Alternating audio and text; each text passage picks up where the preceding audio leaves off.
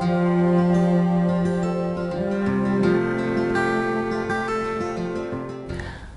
Marcia Shear, and I developed the Matching Person and Technology model. You've had a chance to look at some of the introductory modules now and have a pretty good sense of what the Matching Person and Technology theory is about, and also what the accompanying assessment process hopes to achieve.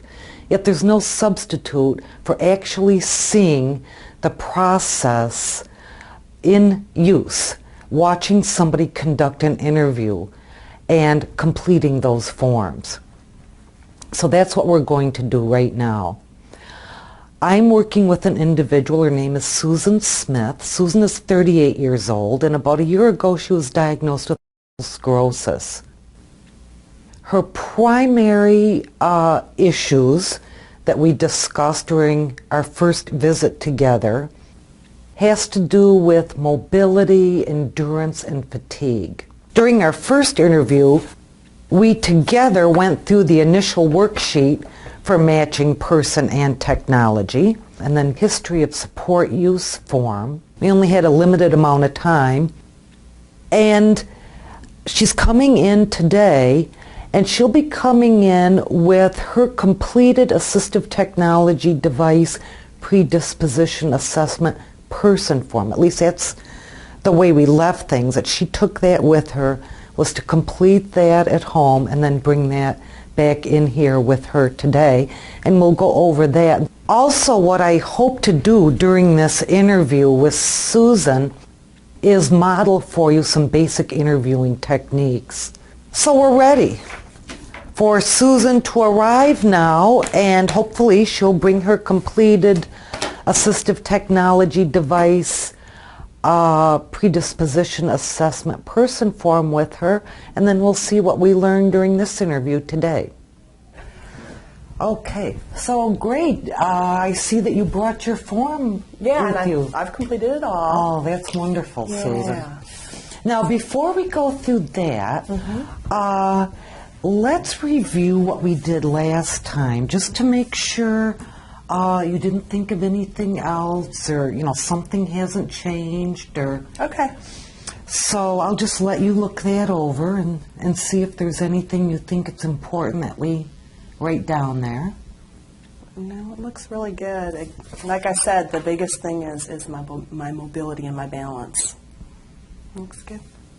Okay, and how about the support? Any additional support that kind of comes to mind now that maybe didn't the last time? No. The desire for anything additional that? No, I think what we talked about was the balance and the walkers is really my focus. All right, fine. Okay. Well, then let's get to that. So you have filled out the assistive technology device predisposition assessment person form.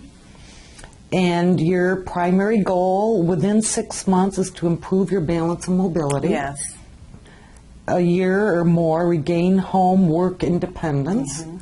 And I assume that means a lot of areas. Mobility, balance, endurance, being able to reach things. Not having the fatigue at the keyboard. Things of that nature. Yeah, I mean, working and being a mom, I just miss all that independence that I had with my kids, and then also at work. I work full-time, and I'm in a high position. I just want to get back into the ability to do the things I used to do.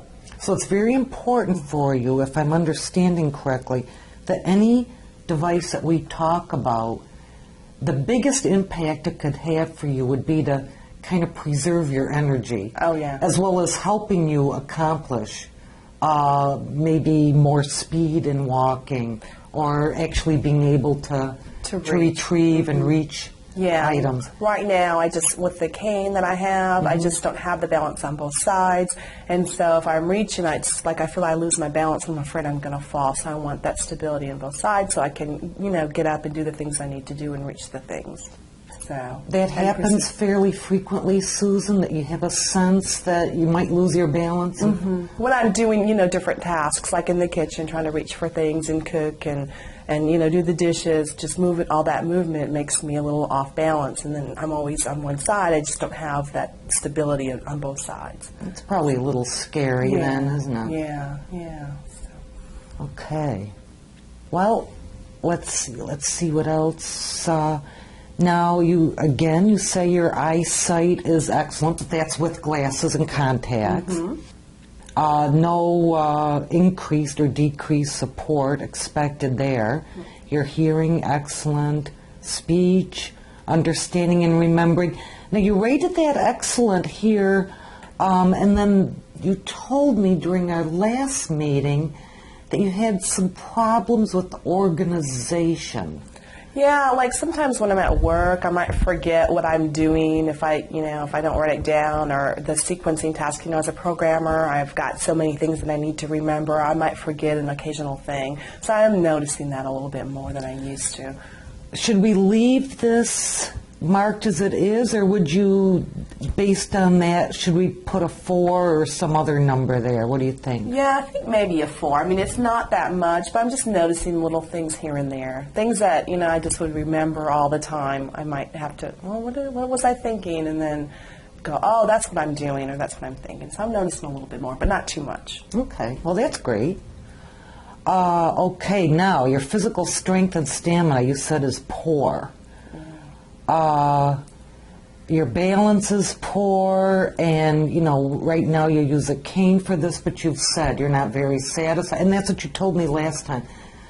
You rated your satisfaction with cane use as being not very. Yeah, it's just, again, having to be a mom and take care of the kids at home and work in the house, and then, I work in a big company. It's, 10 floors. I'm on the 5th floor. I just tire easily having to do all those activities I used to be able to do without any problem, and now I tire, and I find myself having to take breaks, and so, yeah, the mobility, and then I lose my balance because I don't have that endurance and that strength. So that's a big thing for me. So, because of the multiple sclerosis, there's almost a generalized weakness that you're feeling now? Yeah, well, it depends. I mean, there are some days that I'm doing okay, and then there may be, several weeks where I just tire easily, if there's a flare that kicks in, and I just can't be as active, and I need more sleep, and I just need more time. I lose that strength in my body, and because I use the cane, I use more of my upper body to kind of balance, and I tire easily. So. And probably put stress on your shoulder, too. Yeah, I can feel it through my shoulders, and then sometimes I also have aches in my legs, and, so it depends on, again, how much activity I've done that day. How about your hands and fingers? Some with my hands, I'll feel like a little tingling pain every so often. If I'm working long hours or, been at the computer for 2 hours typing, I'll notice some pain. And you rated that fairly poor grasping and use of fingers, upper extremity control. Is that because of that pain you just described? I'm carrying the weight, and also with the grasping of the fingers and the opening, I just don't have the strength. I mean, I have to ask my husband to open the water bottles. They must make them tight these days too, but I just don't have the strength to open things that I used to, and so I have to ask for some assistance in that. I'm just writing down here, bottle opener. Because there are devices that can help with that, so that you're not having to struggle so much with that. So, lower extremity, I'm jumping around on this form here, kind of consolidating things. Lower extremity control mobility, you rated as being very poor. And again, for basically the same reasons that we've already discussed. And you anticipate increased needs for support in physical strength, stamina, lower extremity control, grasping and use of fingers, upper extremity control, and mobility. Yes, I would like to see all that. Or actually be